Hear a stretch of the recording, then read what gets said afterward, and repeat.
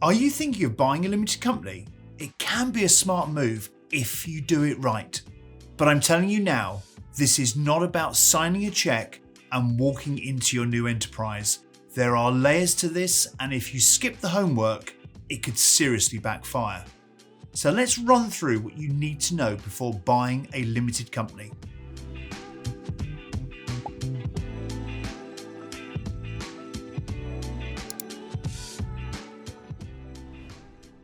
First off, why are you buying it? Are you after the customer base, the assets, a ready-made business model? Because your reason shapes how you do your checks. If it's the customers you're after, dig deeper. Are they loyal to the brand or to the people behind it?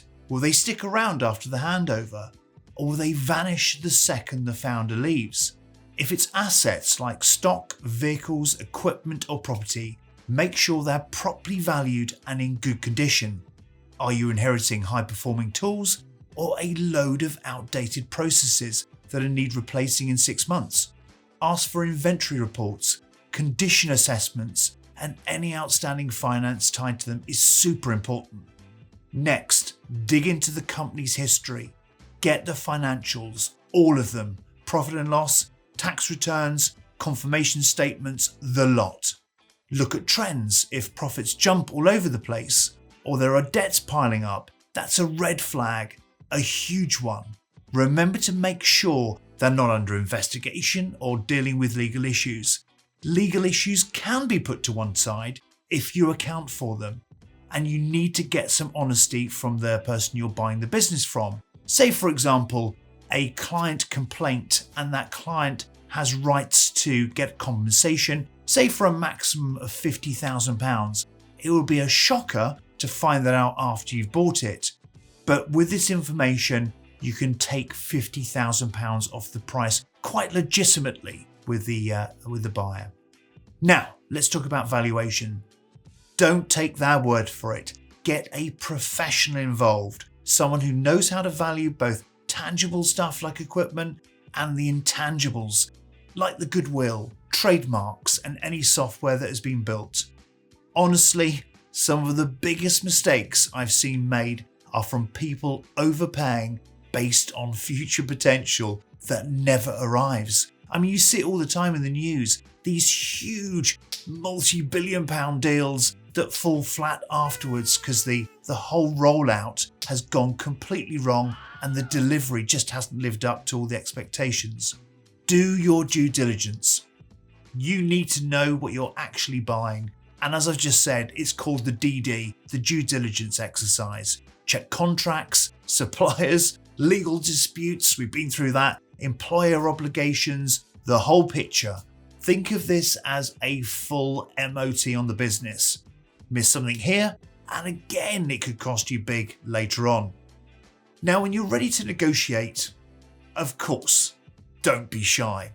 Challenge the price if it doesn't stack up, and negotiate protections too, like warranties in case things go south later. These are incredibly useful. It's probably a big negotiation to get these warranties in, but it makes sure you're covered if issues arise, like that legal case I mentioned, the £50,000. And I can't emphasize this enough. Get a good lawyer. You need someone who's handled this exact kind of deal before, someone who knows how to spot red flags in contracts, and they structure the agreement to protect you, and of course make sure all Companies House paperwork is absolutely bulletproof. Next, decide how you want to structure it. Are you buying shares, meaning everything, warts and all, or just specific assets, say like the client base? It means less risk, but often more paperwork. This bit's all about risk and control, so make sure you have your accountant right next to you as well as your legal team before you sign anything. And don't forget this last crucial step. Plan the handover, and the preceding next 2 years can make all the difference between a successful acquisition or a complete disaster zone. So once the ink's dry, you're not just handed the keys and left to figure it all out. You want this transition to go as smooth as it possibly can for you, the staff, the customers, and the reputation of the business. You can even ask the current owner to stick around for a set handover period. This could be a few weeks if it's a tiny business, it could be a few months, and in bigger businesses, it's often 1 to 3 years. Whatever makes sense for the size and complexity of the company. Their knowledge is gold. Get them to walk you through systems, suppliers, client relationships, any quirks in how the place runs.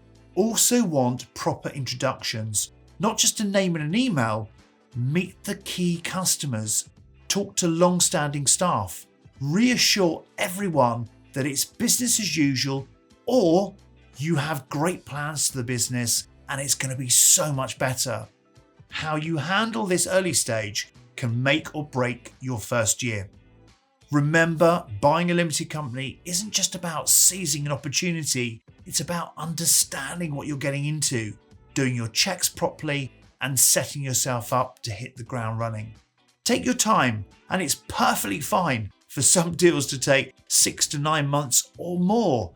Ask the awkward questions and make sure the business you're buying is one you actually want to run. If you love business success stories, then you have to watch the story of Ben Leonard, who built a super successful gym brand from absolutely nothing. From gym to gold, how Ben Leonard built Beast Gear. Watch his startup story, and I'm sure we'll have another video soon with Ben acquiring businesses.